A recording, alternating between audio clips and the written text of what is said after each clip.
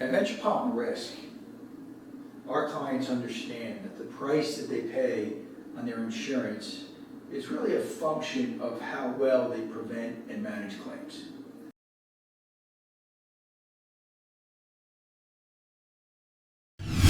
But I just want to give you a basic understanding so you can basically identify if your organization needs help in this particular area. So when a claim occurs, it's just the beginning of the process. It's not the end. It takes 49 touches for our experienced claims advocates to get these claims closed. That's a lot of time, it's a lot of touches, it's a lot of back and forth. In our experience, most businesses are staffed so thinly that they do not have a person that can dedicate that amount of time, nor have the acumen to get that kind of result. Aggressive upfront action on the claims saves significant dollars. So here at Risk, we have a 911 protocol, so when an incident comes in, if we think there's a high dollar amount attached to it, we have a very specific protocol and professionals like engineers, attorneys, forensic accountants, and accident investigators that will dispatch right on the spot.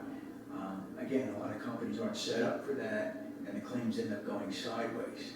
But I'm here to tell you, by aggressively managing that claim when it first comes in, and building your data file, and assuming that you're going to either get brought into litigation, or that the employee or the plaintiff is going to lawyer up, you really need to build your defense file, and you cannot leave it to the carriers.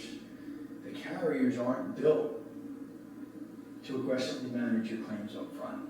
They're big processing machines. It's not uncommon for a loss to get reported up to the carrier, and it could take 2 weeks before you even hear from an adjuster who might give you some constructive input on what you should be doing. This is a really big point, and we cannot overemphasize this enough. Every open claim must have a strategy to close it. Again, you can't just report the claims up to the carrier and walk away. How are you going to get this thing closed? What are the steps that are needed to compress this claim and get it to zero? Because understand, when you go into your renewal phase for your insurance policy, all your open claims are going to count against you. And you really need to have a really tight story and action plan so you can compress those claims as much as possible as you go into your renewal phase. You need to constantly monitor and continuously monitor to adjust the claims. So these claims should be looked at on average every couple of weeks to at least once a month. Are we on point? How long has the employee been out of work? Has anybody talked to the employee? How is the employee doing? What's the action plan to get them coming back to work? Maybe we can develop a transitional duty job for them so we can cut the indemnity payments on the claim.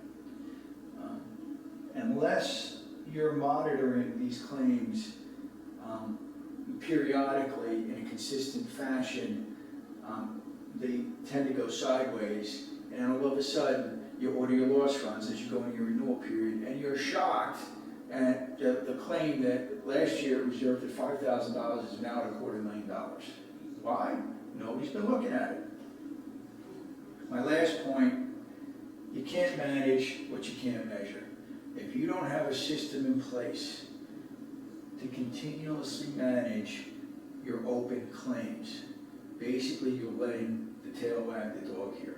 And the insurance marketplace loves that because now they can surcharge the hell out of you as you go into your renewal. And the brokers don't care, because when your insurance premiums rise, what happens to the broker's compensation? It goes up, which is why most brokers aren't really engaged in the claims management side. So we hope we gave you a little bit of insight here as to what you can be doing, what you should be doing to get control of your insurance costs. Because remember, the price you pay on insurance is really a function of how well you prevent and manage your claims.